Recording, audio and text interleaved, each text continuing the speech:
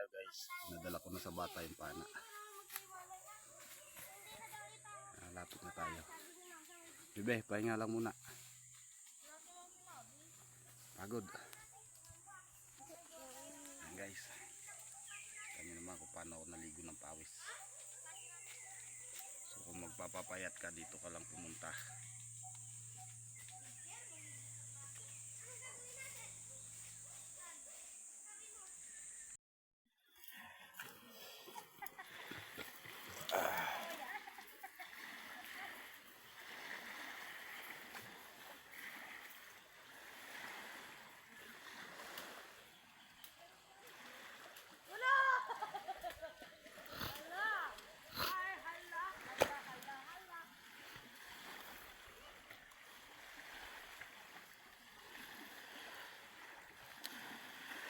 Isang alon.